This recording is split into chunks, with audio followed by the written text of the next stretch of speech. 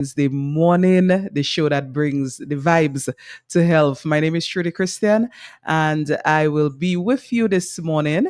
My chief host, Mr. Carlton Langdo, is MIA this morning. He has, as usual, a very busy schedule and cannot be with us in studio this morning. But I'll be holding down the fort this morning here at the studios of Q95 FM on Health Vibes, the talk show, the health talk show that is the most vibesy in Dominica, is like what I like to say.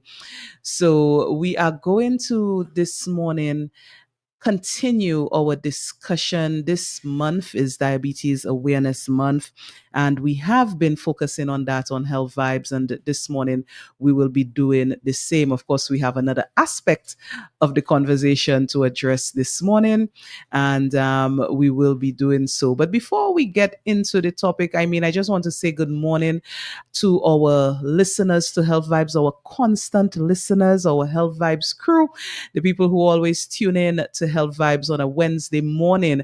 Good morning to you. To the people who tune in via the social media platforms of Q95 FM radio, our Facebook people, our YouTube people, good morning to you. And as I always remind people, if you want to look at the show and you don't just want to listen, you want to look at the show, feel free to jump onto one of the social media platforms of Q95 to get your eye on Health Vibes. Good morning to maybe our first time listeners, people who are tuning in to Health Vibes this morning. You just happen to land on Q95 and you're hearing my voice this morning and you're saying, this is a health talk show. Maybe I should listen in. You're right. If you're a first time listener, you're here on a Wednesday for the first time, I guarantee you it will not be your last time. Good morning to you.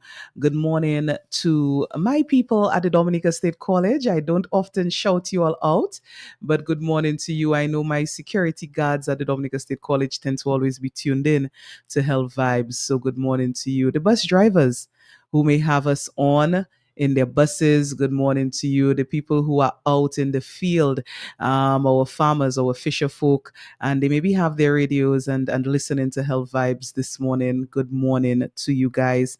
And a special good morning as well to our retirees. These are the people who tend to hold us down on the program. Good morning to you if you're at home and joining us as you often do. Good morning to you. So it is Diabetes Awareness Month. And on the program last week, we really went into some of the aspects of the month and what is being planned by the Dominica Diabetes Association, letting people know what is there for this month, what is available as it relates to diabetes awareness. And there's quite a lot. So if you didn't catch us last week we did have Dr. Hazel Shillingford Ricketts, consultant ophthalmologist, on with us. And we were also joined by Dr. Corinne Fabian Dupy, pathologist based in Barbados. We had these two doctors on last week and we were discussing diabetic retinopathy, and we were also discussing diabetic nerve pain and associated complications. This morning we'll be continuing the discussion, but what's lined up for this month? So for everybody who possibly wants to take part in bringing more awareness to diabetes, tomorrow, the 14th of November, is actually World Diabetes Day. And there will be a press conference and a free diabetic retinopathy screening at the Eye Center, HMS Eye Center. So tomorrow, November 14th, World Diabetes Day. And there will be a lot of media coverage as it relates to diabetes. So you will be hearing diabetes awareness talk tomorrow, as we've been doing throughout the month, but it will climax tomorrow on World Diabetes Day. And there's also a retinopathy screening clinic. So if you want to have your eyes screened, tomorrow is the day to have that done for free. Diabetics are recommended to have their screening done annually. So that is happening tomorrow, November 14th, and on November 16th, and that's Saturday. For the people down in the north, for the people down in the north, Saturday there will be a diabetes health fair at Jolly's North in Portsmouth. There will be a diabetes health fair. It is being done in collaboration with the American Canadian School of Medicine. So down in Portsmouth on Saturday, November 16th, from 11 a.m. all the way to 4 p.m., there will be a diabetes health fair. And at that health fair, you'll be able to get your blood glucose checked. You'll be able to get your screening done. You'll be able to get consultations as it relates to your health status. Diabetes information will be disseminated. And there will also be a cardio jam on Saturday down there in Portsmouth. So the people of the north, it is your turn to be engaged. If you're heading down to Jolly's in Portsmouth on Saturday, the Diabetes Health Fair will be there from 11 a.m. American Canadian School of Medicine on board, and it will definitely be a time to get educated, to get screened. You possibly have never done a blood glucose test and you want to find out your status, you want to find out where you're at as it relates to your blood glucose control, Saturday at Jolly's North in Portsmouth, that is the place to be for the Diabetes Health Fair. And on Sunday, the Dominica Diabetes Association is inviting everybody to take part in the walk, the awareness walk, which will be happening on the Sunday, the 17th.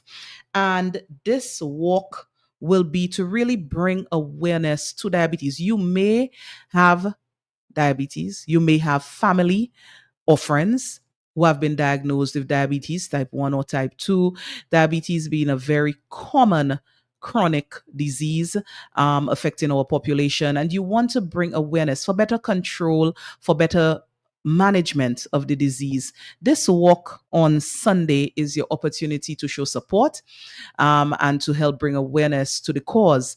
There are t-shirts available for the walk, and they are available at Hallsborough at Dr. Hazel Schilling for the Ricketts office there in Hallsborough.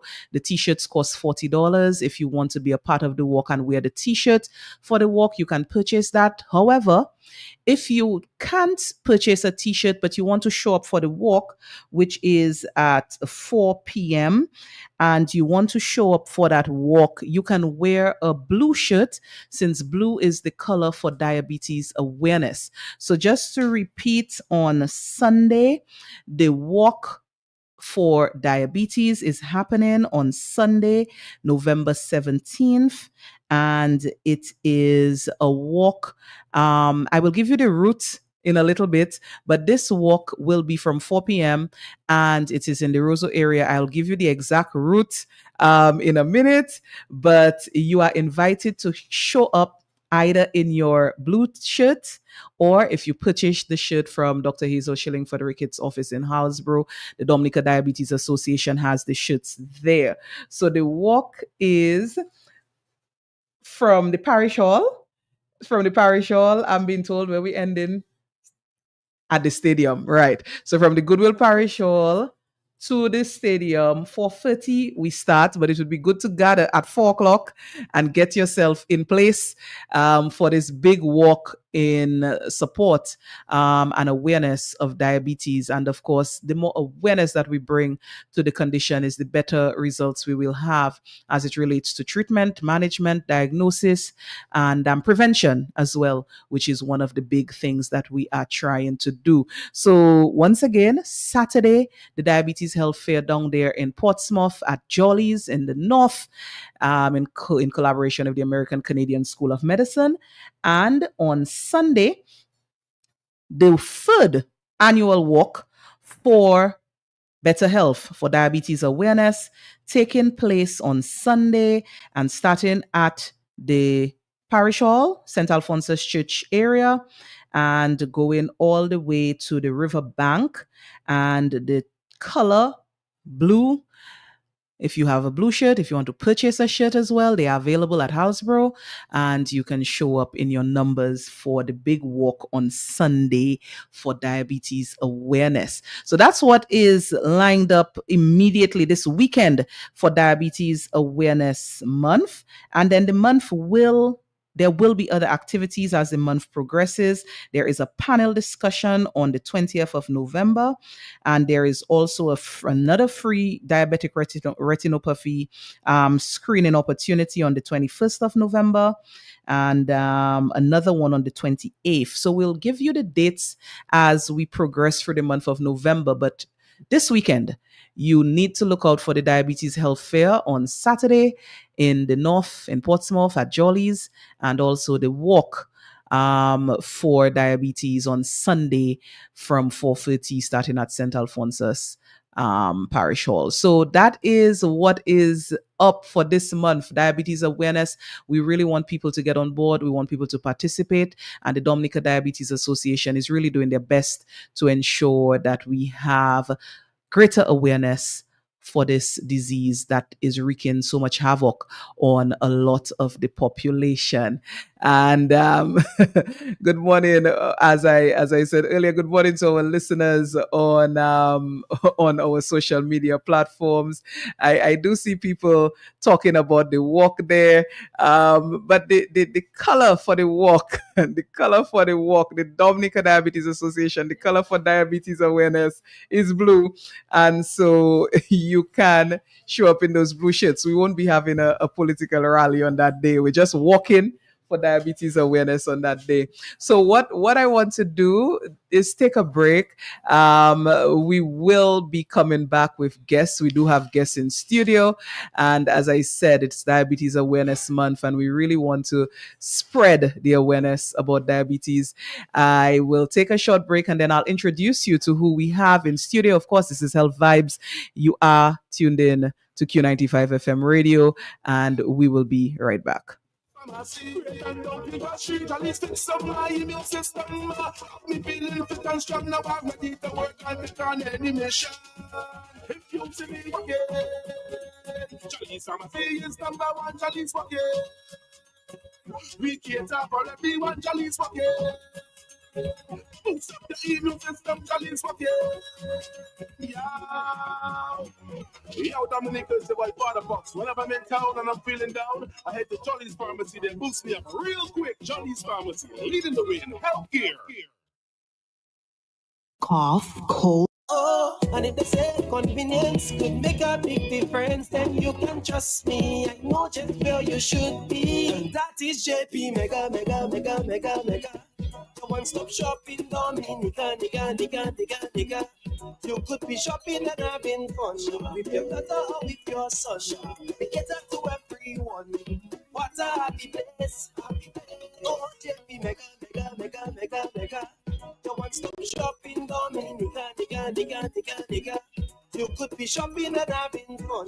Bring Papa and Mama along. We cater to everyone. What a happy place. Oh, what a happy place. But just stick some more any item and you automatically qualify for a discount. Check us out at the Mega Store in Funkole, where there's lots of parking on Monday to Friday from 9 a.m. to 7 p.m. On Saturdays from 8 a.m. to 6 p.m. and on Sundays from 10 a.m. to 2 p.m. JP Mega, the best family shopping experience. Introducing Jolly's Pharmacy, brand new website. www.jollies.tm. It's your time to jump the line. Shop now at jollies.tm and have your items delivered in the comfort of your office. No more standing in line. No need to use your lunch hour to shop. Hassle-free shopping, safe and secure. Jollies.tm features rush delivery, 1 hour. In-store pickup, regular delivery, 5 p.m. Cut-off time, 4 p.m. It's your time to jump the line. Visit us at www.jollies.tm. Jollies Pharmacy, leading the way in healthcare. Cough, cold, sore throat, getting you down? Get Fitzroy mentholated cough and cold syrup for the symptomatic relief of cough, colds, catarrh, and sore throats. Fitzroy cough and cold instantly release and can be taken every 2 hours. It is pleasant tasting and competitively priced. Fitzroy cough and cold is manufactured in England. Fitzroy cough and cold, the relief you're looking for. Distributed by Jolly's Pharmacy Limited. And we are back. We are back. We are back with you on Health Vibes. Of course, we did say that this morning we are addressing the very important topic of diabetes, and it's Diabetes Awareness Month. And we have been focusing on diabetes for this month of November. I do have in studio with me two ladies who are going to really engage in discussion as it relates to diabetes and the complications and the nutritional aspects of control of the disease and prevention as well. And I have these ladies in studio with me. I'm very happy to be joined this morning by someone who's no stranger, of course, to Health Vibes, part of the Health Vibes crew. That's Dr. Lisa Jolly is in studio with us this morning. And we also have Miss Coralie Thomas, who is our nutritionist here in house with us at Health Vibes this morning. Ladies, good morning to you both. Good morning. And we're discussing diabetes last week when we were on the show. There were some of our listeners asking, saying, we were talking on the show last week about. We started talking about complications of diabetes. We started talking about loss of sight. And we had Dr. Hazel Schilling for the Ricketts talking about the importance of screening. And people were saying, what about the nutritional aspect? They were already like, why aren't you all talking about nutrition and the importance of nutrition as it relates to managing the disease? And then we had to say, don't worry, we'll talk about it. We'll talk about it. Don't worry, just hold your horses. And so this morning, we want to engage in that discussion, which people were aiming for already last week. So I will ask the question, but of course, both of you all, nutritionist and doctor, are very well equipped to talk about this concept, this aspect of the conversation, which is when it comes to diabetes and diabetes prevention is what I want to ask about first. Diabetes prevention. What is on the forefront of our minds, or what needs to be on the forefront of our minds nutritionally? That's the question I will throw out to you guys first.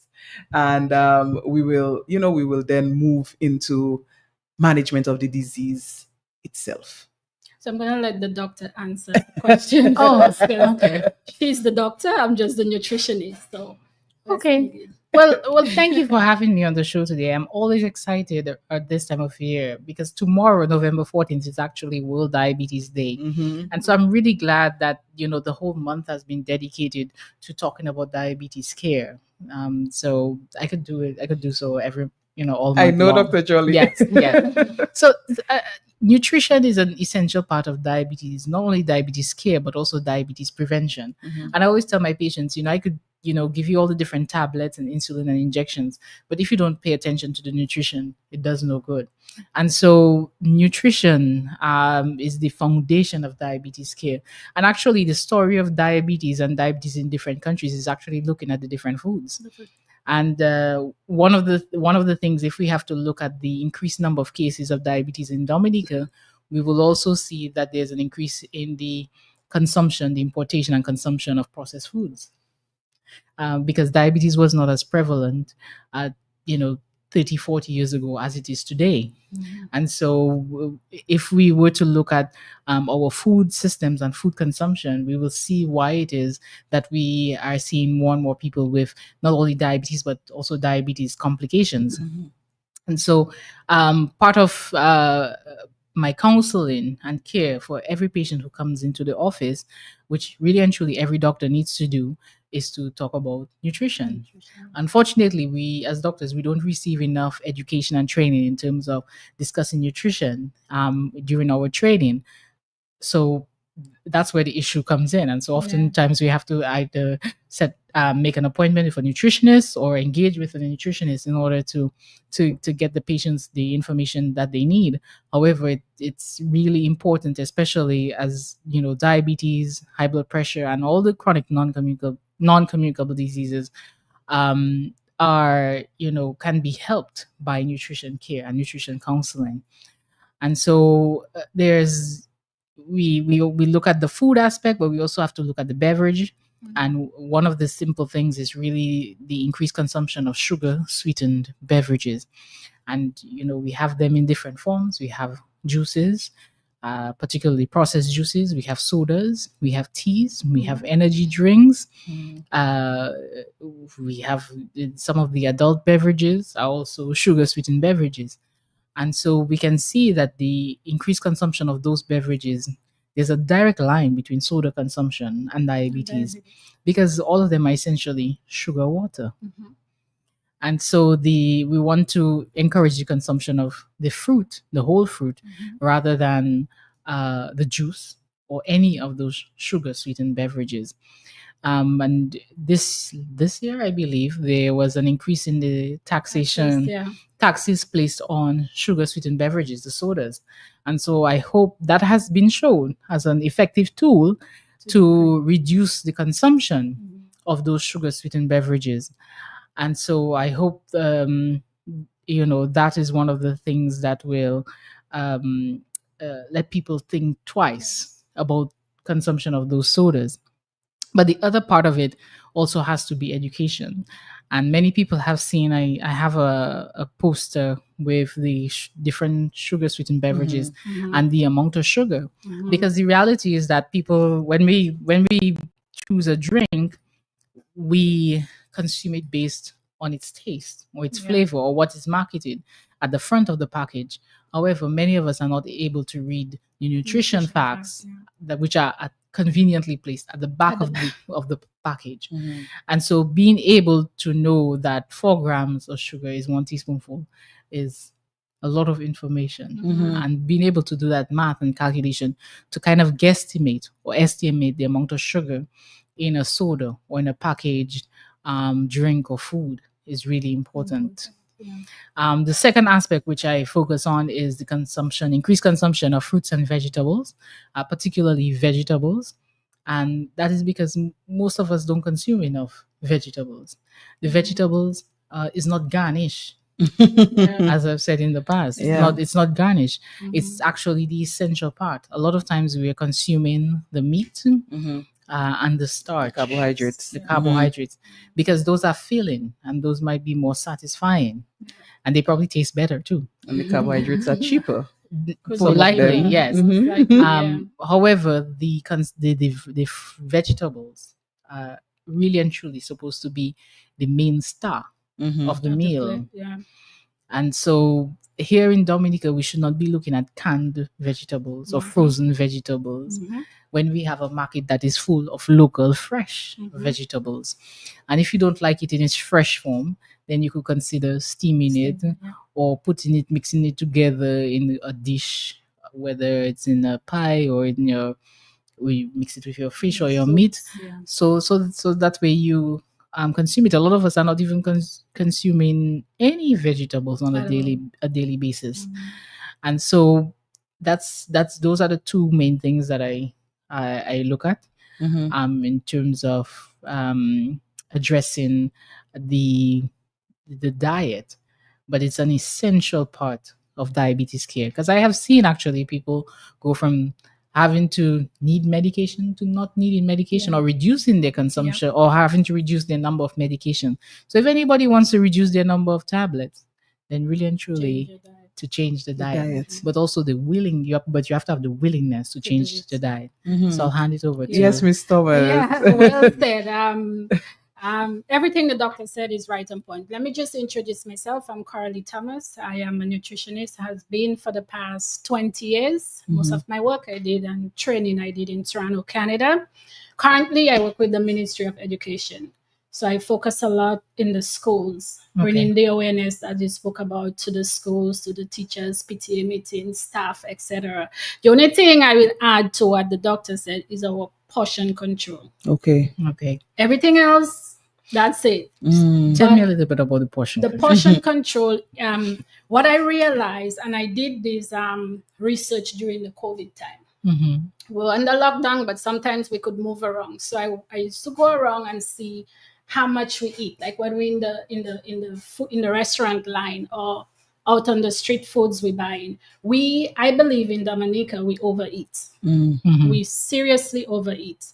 And the we overeat is we are not overeating on what is good for us, which is our fruits and our vegetables. Mm-hmm. I'm not saying that the carbs or the starch is bad, but the amount of it that we eat, it is way too much. Even for somebody, like I had a question asked to me as a diabetic, even if I'm taking my medication, can I just eat any amount that I want? The answer is no. Because yes, you're taking, say for example, the doctor puts you on a 5 milligram metformin or whatever the tablet is, and yet still you're overeating. And when you go and you test yourself, you're going to find that your sugar levels are still high. Why? Maybe because your portion, the amount that you're eating is way too much than the dosage that the doctor gave you.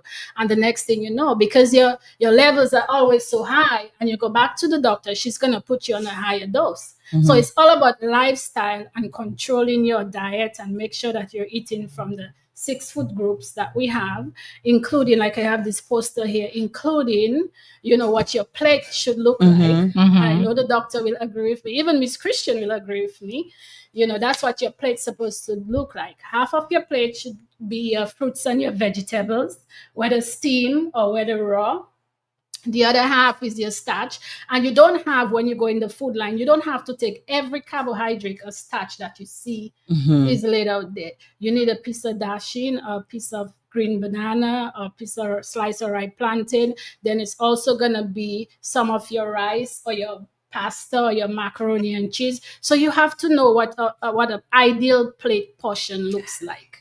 And Miss Thomas, that is, I mean, I'm showing it for the camera for the people who are looking on social media. I don't know how well they can see, but I do know that the aspect of portions really, the concept of portions, really confuses a lot of people. So you're talking about a plate and saying, half the plate with the vegetables and the quarter with the carbohydrates, the quarter of the protein. And then, there are different sizes of plates. Yeah, And, very much so. Yes, so yes. I really want you to really zone in on when we talk about that plate. Yeah. If we can get some reference in terms of size of those portions. Yeah. Well, if for the people listening and looking, you can go to myplate.gov and you will see what the ideal standard portion plate, because you're so right. Even for example, when I go to the schools, you want to give a child say they're giving them even water, a glass of water. Every school that I go, their glass is different. It's different. Every household, their glass is different. So you have to know what, for example, a glass is a 250 ml. Okay. So when you even for drinking sodas or those that drink, not that I recommend that you should. I mean, you have the smaller one, you have the bigger one. So you have to know, and that's where nutrition fact label comes in. Sadly, it's at the back of most products, but it's something that people needs to make themselves familiarized with it. So when you're looking at sodium level or sugar content, then you know exactly how much you're taking in and how much you should be taking in. Yes, sir.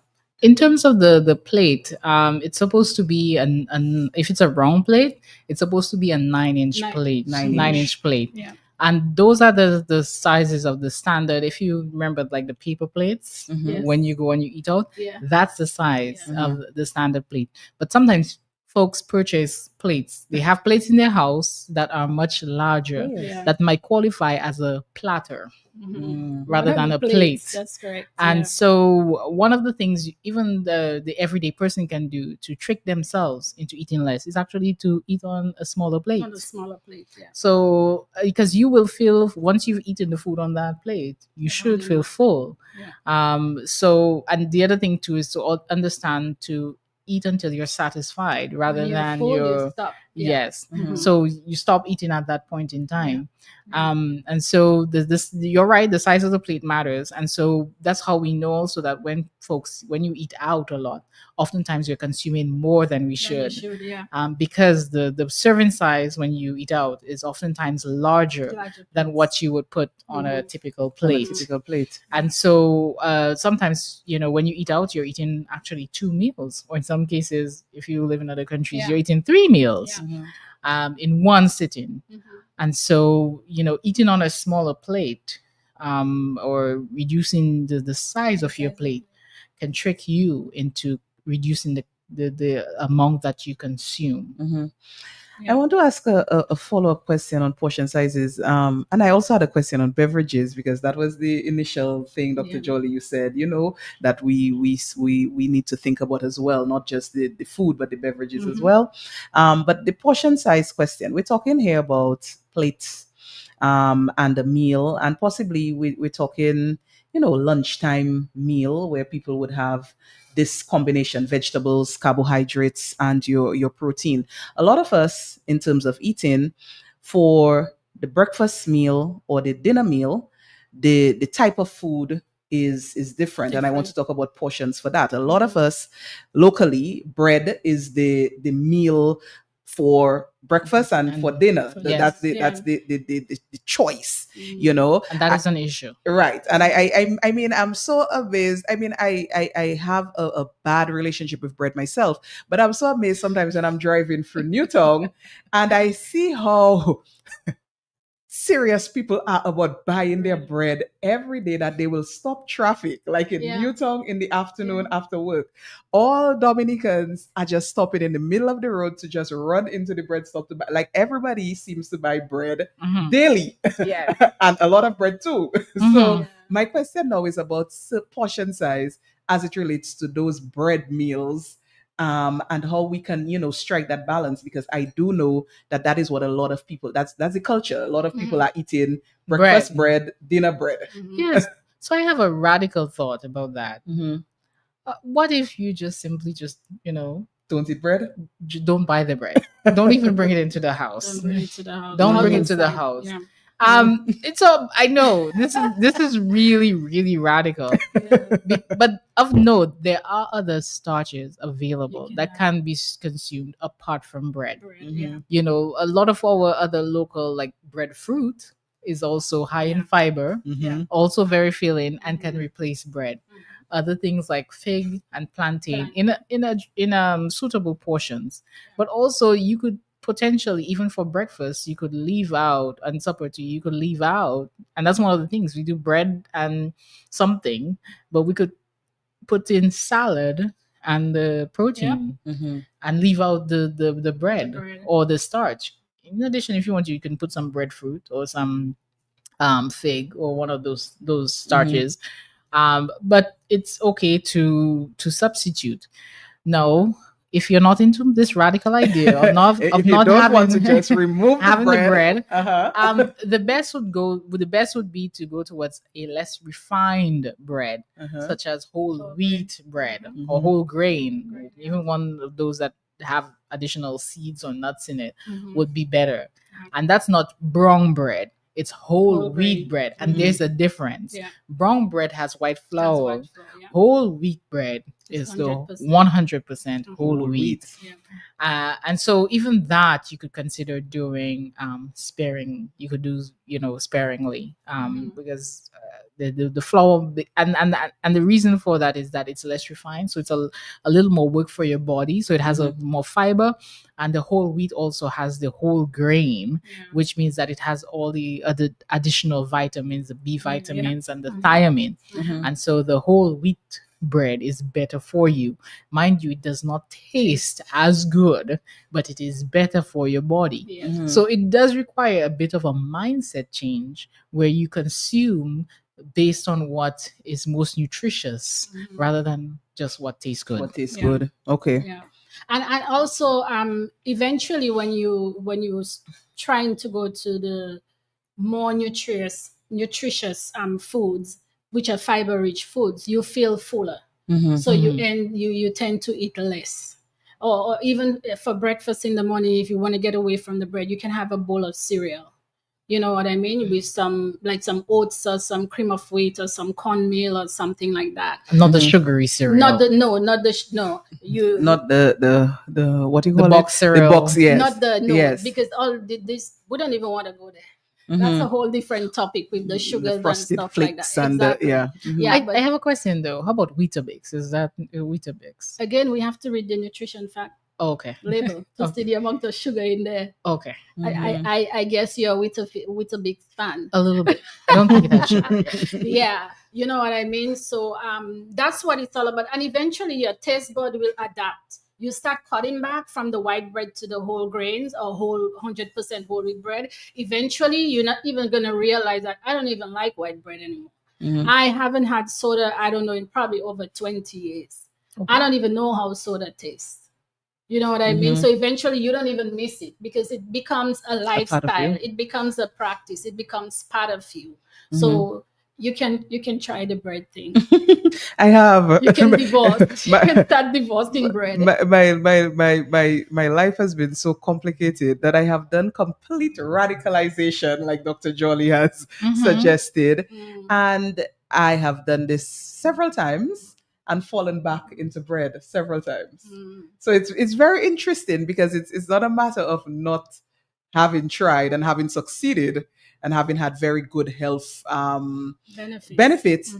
I feel like it's, and I think maybe for a lot of people too, there's a convenience / culture issue that always kind of is in battle with some of these radical changes. Sometimes you get out of your norm because you visit someone or you in some other household, and then that is the culture, and then you slowly kind of get back. You taste the white bread and you're like, oh my goodness. It's like, I'm not going back. Where have you been, white bread? So I mean, so that discussion, I mean, that would take a whole long time, but I do know that is a battle, constantly. But I had a question about beverages. Now, as we refer to sugar sweetened beverages, and we talk about soda, which is of course bad, and we acknowledge that, but the trend now is a lot of juices being sold. I mean, as a matter of fact, the juices are to me right now more popular in terms of than sodas. And another thing being sold a lot is coconut water, which people, you have a bottle there, but which people sometimes, with this big industry now, people are saying, are there additives in this coconut water? Is it being stretched? Because everybody is selling coconut water. So my question is on, how to navigate that aspect of beverages. It's a healthier choice because that's what people will tell you in terms of the juices and the coconut water. But what about the sugar consideration for these? What should be the thought process that we engage in? So I will say this, as the doctor said earlier on, I encourage and I recommend, especially when it comes to children, eat your fruits, drink your water. I know it's easier said than done, but we have to keep repeating it because repetition deepens impression. Eventually they will get it. But when it comes to the sugary drinks that is being sold, I definitely discourage it.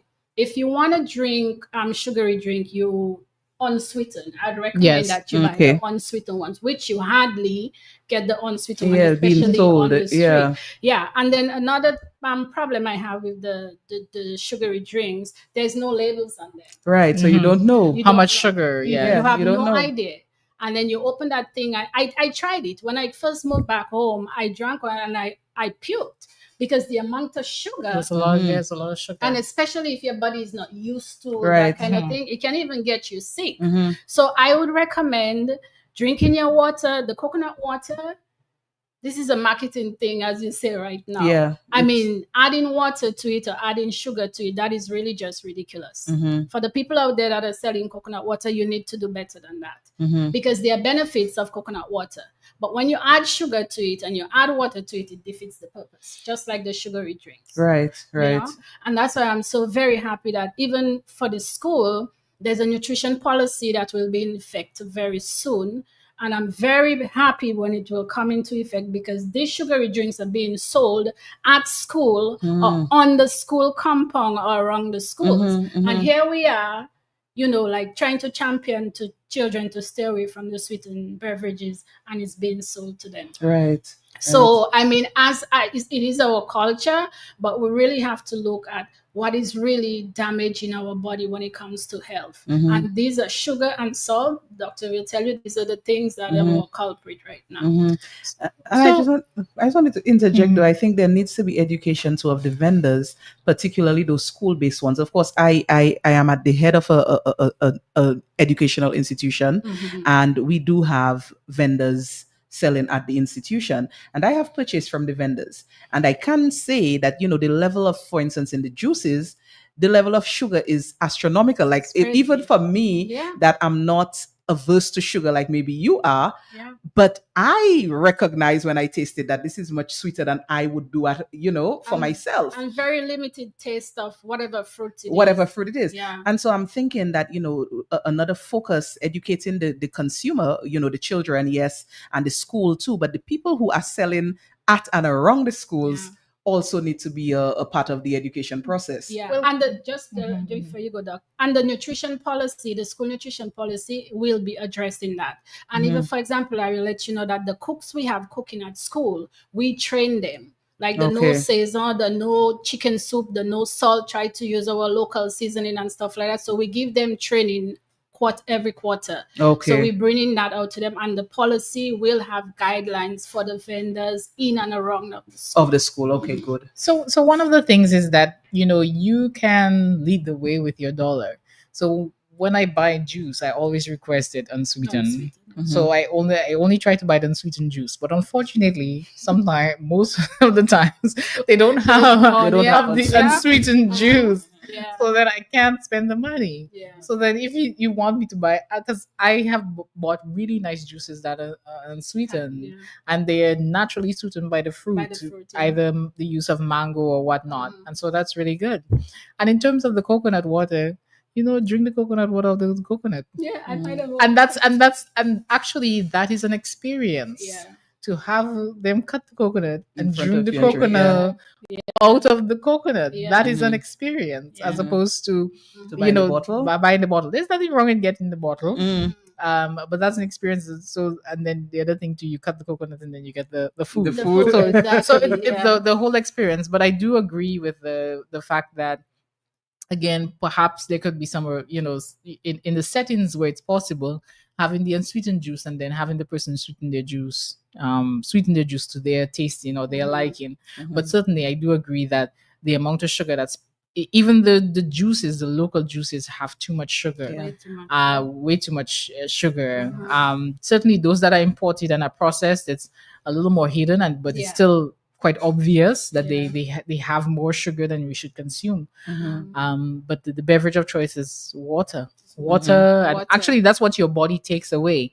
Sometimes we tell patients that to eliminate the consumption of soda, and many of them go towards the consumption of juices, thinking that it's healthier. And oftentimes they're marketed as fruits, and that they're somewhat healthier, but many of the fruit juices themselves have too much sugar. The other thing too that we commonly do is that we add some water because we think dilution is the solution. However, there's this nutritionist, she said it absolutely correctly. The juice is what has the sugar. So if you want to reduce the amount of sugar, you don't add water, you reduce the juice. And so that is the issue. Or but dilution is not the solution. Elimination is. Yes, correct. You have to make changes. Yes, I had a follow-up question now. So we did start by saying the importance of prioritizing your fruits and vegetables. On that plate, they should be accounting for half of that plate.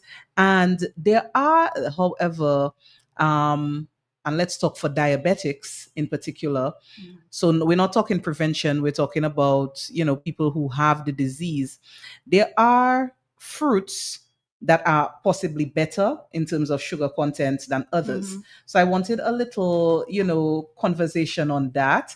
If I'm looking for fruits and vegetables that I should really bulk up on, as a diabetic, what's safe? What's because fruits do have sugar, Mhm. and there are some that are better than others in terms of that sugar content. So I wanted to know from you, what should I be looking for to put on that half of my plate, that I'm supposed to be getting from fruits and vegetables? Mhm.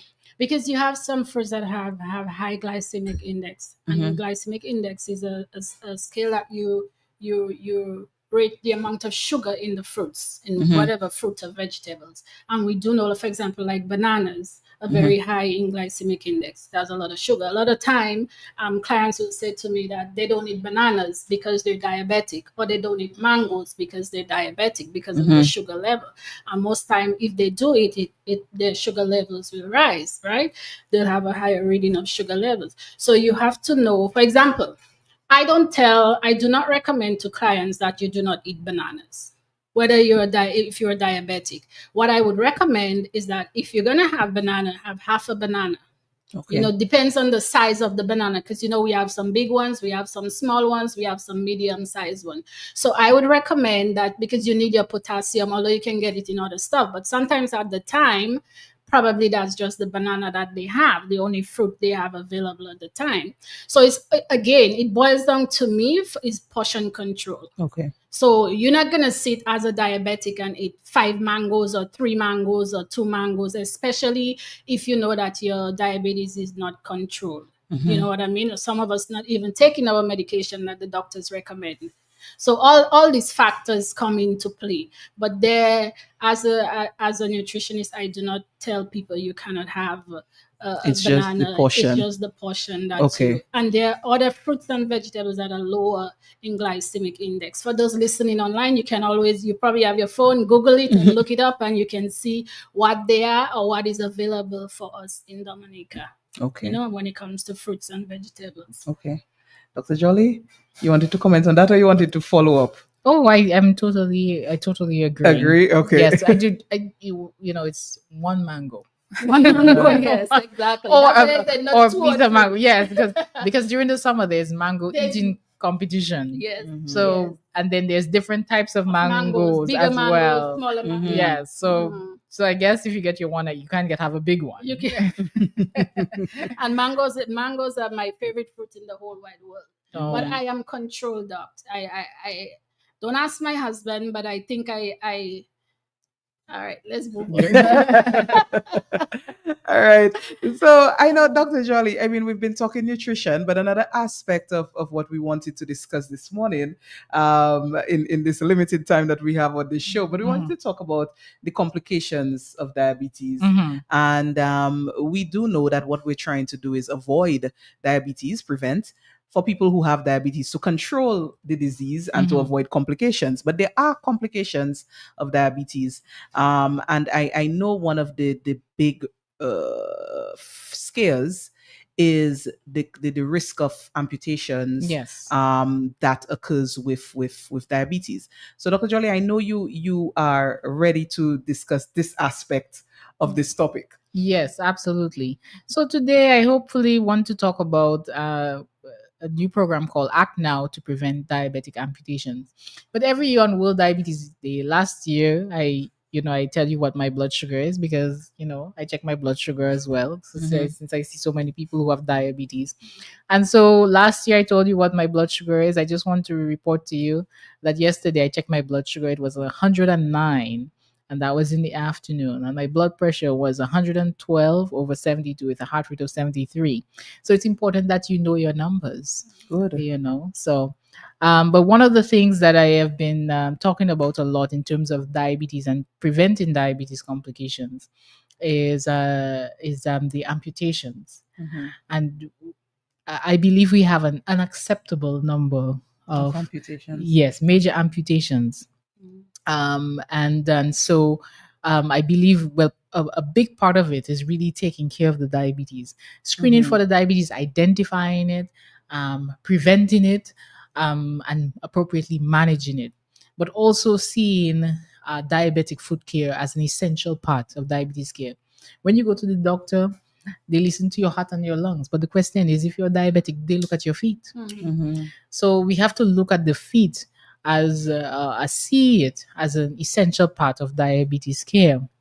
Lately, I've been reading about a program. It was started back in 2020 because during the pandemic, a lot of people were not able to see their doctor in person. So they came up with this little program. It's called Act Now to prevent diabetes amputations, to let people know what are the signs or symptoms, what they should look for to seek further care to prevent amputations. We know that about a third of people with diabetes will develop an ulcer sometime during their journey. We know that of those who have those ulcers, there is a third of them.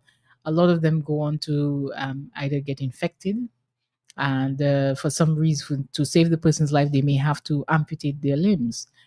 But we have to understand that for those which we amputate their limbs, 10% of them may die within 1 year. 30%, a third of those we amputate, 30% of them will have the other limb amputated within 5 years. And somewhere between 50 to 70% of them will die within the 5 years. So the reality is that when we amputate a limb, we may also be amputating or shortening, not just shortening the limb, we're shortening the livelihood, but also shortening their life. And so we have to pay more attention to preventing amputations. So one of the things for is Act Now, Act. Has there been an accident, a recent history of an accident, injury, or some trauma of your foot?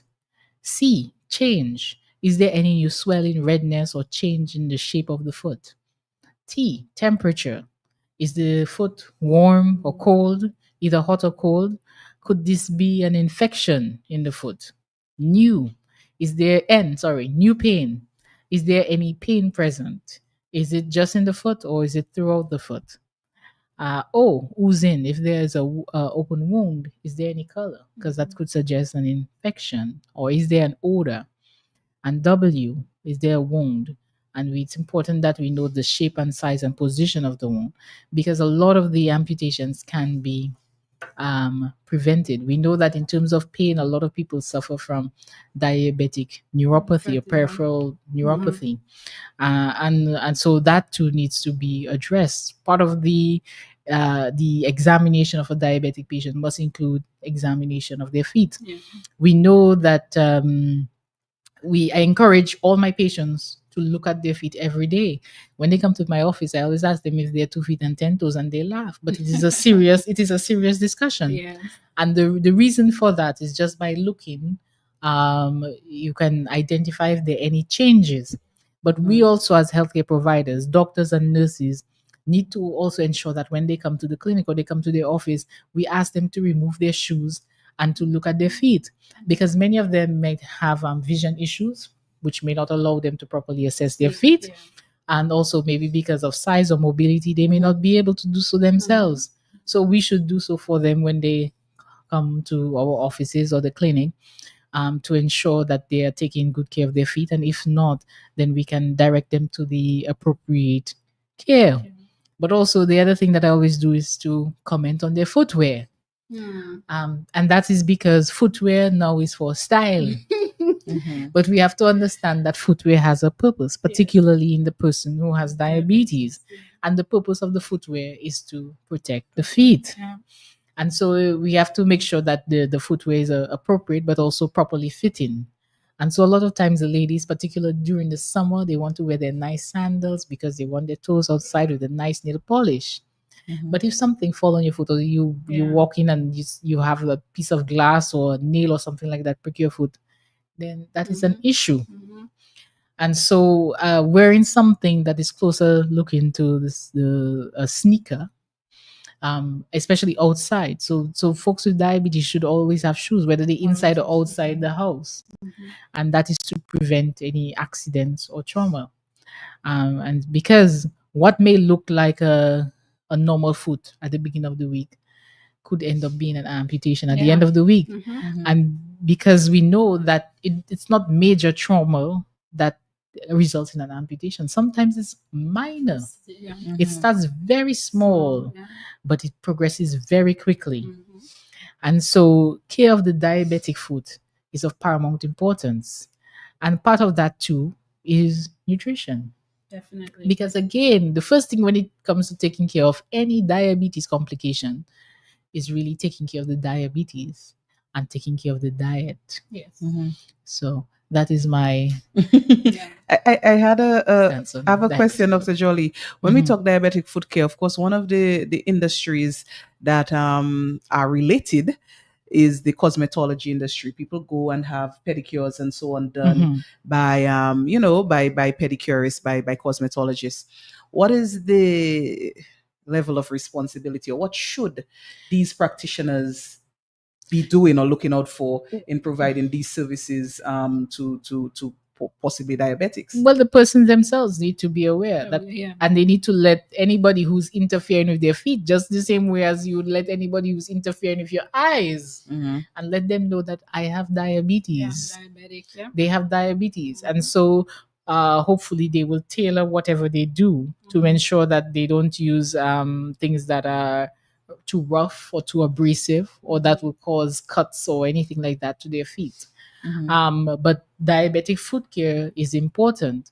In terms, it's important that just like everybody, they cut their nails, so cutting the nails is important. Also, if they have any corns or calluses, it's important that they also take care of those as well. So that is important. So in terms of the person needs to make sure that they if they decide to go to have their feet done, that they make sure that they let the person know that they have diabetes, and so that they should take appropriate precautions to not use anything too abrasive that would anyway interfere with their feet, in terms of whether it's the instruments that they use to remove the dead skin and stuff like that. And so that is what is important. Yeah, and maybe also to know your surroundings, right? Go to somebody that that is Well trained. qualified, or because infection, as the doctor is saying, you might have something on your toe, you get infected, and one thing leads to another. So you also have to be aware and be mindful of, if I'm going to Miss Christian, you better know that her place is clean, it's sanitized and stuff like that. So you have to be aware yourself too as a diabetic. And I think to the service providers, I mean, I do know that some places they will ask the client if they are diabetic or not before commencing the service. Other places don't. And there is also, so I think, there should be, because there is training for cosmetologists, and I think it should be one of the things that is consistently included in training, that this is a question that you can ask, and consistently so. Just like you would give if you go to some doctor's office or something, you would have to give your history before they treat you, if you're allergic to this or allergic to that. It's the same way the pedicurists can ask the question and get the response. So I just I've noticed it. Like, I've noticed some places they ask, and some places, yes, that's not part of the process. I just would hope that there would be some consistency in what our providers do. So I know we've been talking for a bit. I know normally our listeners want to chime in. I see that we do have some listeners who want to contribute to the discussion. So let me just give the numbers. We have a little bit more time in the show. The numbers, if you want to call, 449 3095, 449 3096, 449 3097, and 616-4257. Let's take a call. I see we have someone trying to call us. Caller, good morning. Good morning. Hello. Good morning. Yes, good morning. And good morning to Judy and Doctor. Yes, Dr. Jolly is in the house, and Miss Thomas. Okay. For me, myself, when I do go to doctor generally. I don't let the doctor ask me questions. I tell the doctor, for my pressure, I take that. Doctor, for that, I take that. So it means that what I go for, when the doctor tries to give me medication, he or she will give me something that will not affect those that I'm taking. Mm-hmm. You understand? Yes.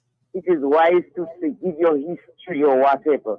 Or I have been that, or whatever. You know? But some people go to doctor and they don't say anything. If the doctor don't care. I remember once I go to the doctor and he told me, "Mr. you give me your whole history already." Now he gave me a medication when I wrote the prescription. It was 3 of them. I said, "But doctor, could that interfere with that I'm taking with my patient?" Then he watch me and he tell me, you.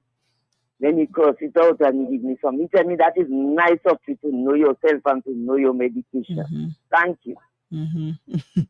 Yes, thank you, caller. And that's a good point, and we've been reinforcing that on the show all the time. You know, the full disclosure with your medical practitioners. Yes. So we have another call. Let's take this call. Caller, good morning. Hello, morning, Shuli. Hi, morning. Yeah, how are you? Good, Morning, good. Dr. Jolie and the other and the nurse as well. Miss Thomas. Nurse Morning. Thomas.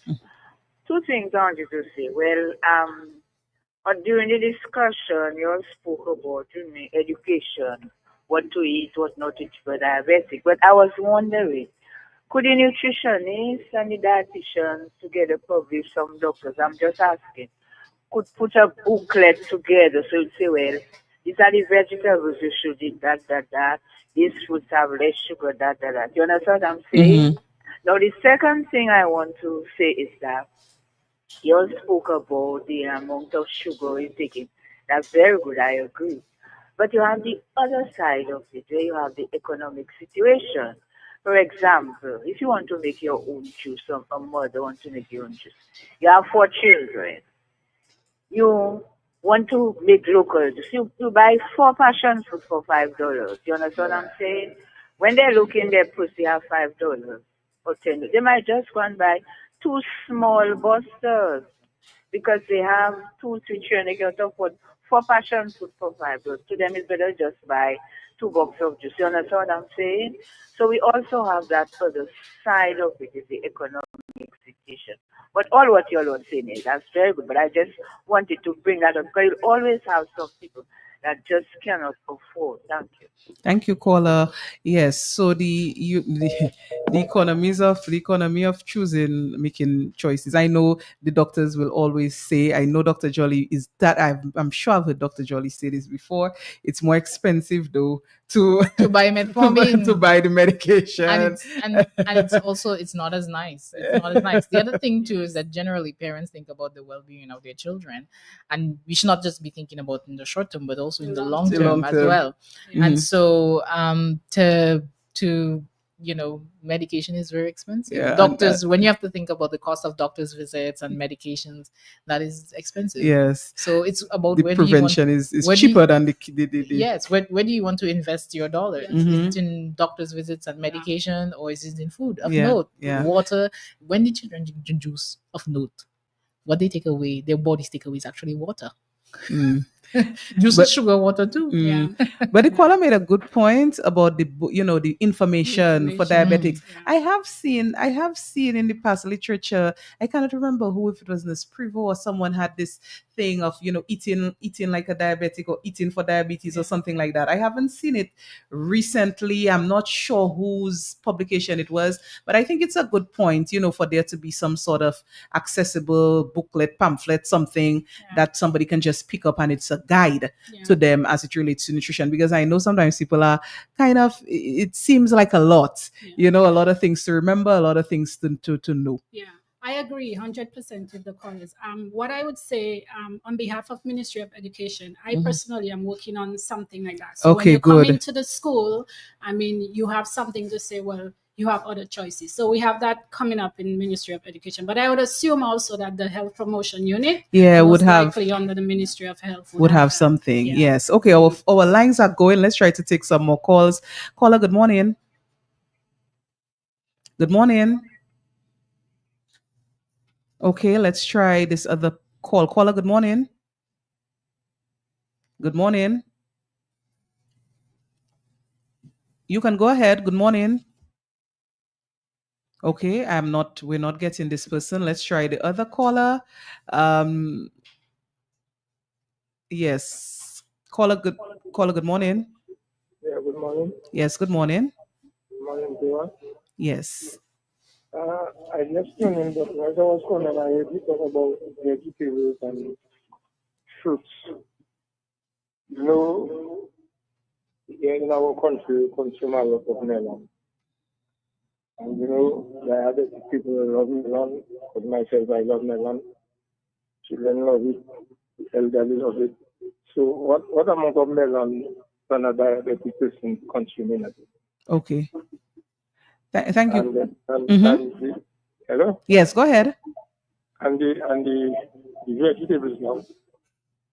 We know people like tomatoes because I love tomatoes, Mm-hmm. cabbage, carrot, but I know carrot has a bit of sugar. Mm-hmm. If I'm wrong, correct me. So I would like to know if you make in your salad, you make your cabbage, your tomato, or carrot. Should you use a whole carrot or half of a carrot? Mm-hmm. Okay. Okay. Thank you, caller. Yes. So these are the the kind of questions, and we touched on it a bit earlier, but the quantity of some of these fruits and vegetables that do have sugar, what should be the thinking. So he asked specifically about watermelon, which is very popular. He's right, and is very commonly sold. And he also asked about vegetables that might have some sugar, like carrots. So, Miss Thomas, you wanted to comment on his question? Yeah. Mhm. Watermelon is made up 90 to 95% of watermelon is water, Mhm. which is good for you. So eating watermelon, again, moderation. Everything you do it in moderation. How much you're gonna have, it depends on you. If you're out in the sun, if you're feeling dehydrated, basically, if you eat watermelon, you're taking in a lot of water. Yes, mostly all of our fruits and vegetables do have sugar, natural sugars. Mhm. So a lot of time I do not worry too much about the natural sugar, but always it goes back to your portion, how much you're taking in, especially if you're diabetic. Mhm. So also he asked about tomatoes. Tomatoes are very good, especially for men when it comes to, and I know the doctor probably can stress a little bit more when it comes to prostate cancer. Tomato Mhm. is very good, but you have to the lycopene that tomatoes contain is released when it is heated up. So if you're making an omelet or you want to just heat it up in some olive oil or coconut oil, that is the best way to have it. Not saying that you can't have it if it's not heated up, but I'm Mhm. just saying to release the lycopene, which is good for men and prostate cancer, tomato is very good to have. If you're making a salad and carrots contains lots of sugar as well, it's one of the high glycemic vegetables. Use half of it. Use your discretion. Depends on how much you're making. If you're making for one serving for yourself, then you can use half or a quarter or 3/4 if you're having 2 or 3 people gonna eat from it, or if you're having it with cabbage or lettuce or watercress or something else. But we encourage, and I know the doctor will agree with me, that you should consume a lot of your dark green leafy vegetables Mhm. and your other vegetables as well. Mhm. I see our lines are going. We're technically at the end of our time, but I'll take this one last caller because I know that we have people who are dying to ask some questions. Let me take this call. Caller, good morning. Okay, so I lost. So the one last caller has gone, lost their chance. So, Dr. Jolly, you wanted to say something? Oh yes, are you done, or you have Mm-hmm. anything else to say? Okay. Okay, no, well, We have. so we are, it's 11:32. I was trying to take one more caller. I seem to have lost the person, but I think they're back. So let's take this call and then we will wrap up. Caller, good morning. Good morning. Yes, good morning. Yes. Good morning, Dr. Jolie. Good morning. Good morning. Well, my very good doctor. I want to find out, I hear you say 120 meals. What do you use to use a meal? Because the point is, I'm the water, and you say water is 250. Could you explain, say, something which you can use as a measure, a local thing you can use to then say, it's 250 meals? Also, I heard you say that Dr. Jolly was talking about the foot here, the foot. I don't know if she didn't say about the footwear. What type of footwear we should wear sometimes, because people wear tight shoes and all shoes and so on. And also, I really wanted to know, I heard Miss Thomas or somebody else saying what they want to educate the people at schools and it's all about sugar. I just want to say that two things. I agree with her in a way, but be careful that people have their livelihood to do. And there's the thing you have to do, that little phases that it's going to do. So he's going to give education and say, okay, I have to set up things. So I have those with sugar. And those, when you say, I think you have those with sugar and those with sugar. So at least you can have an opportunity to make the livelihood. I want to thank you. I want to say again, thanks. I'm hearing the doctor, all right? So, okay. All right? She never asked me because much no. Okay? Thank you for this. Okay, thank you. Thank you, caller. Dr. Jolly, that was for you. I don't know if you got the first question. The second one was as it related to the foot care for men. What should be used? That seems to be a client of yours. Well, everybody with it, well, those who have diabetes in particular should always have footwear. And so it's okay to wear slippers in the home, but when you step outside of the house, the shoe should look somewhat like sneakers. So you shouldn't wear slippers or those shoes that can slip out of the foot outside of the house.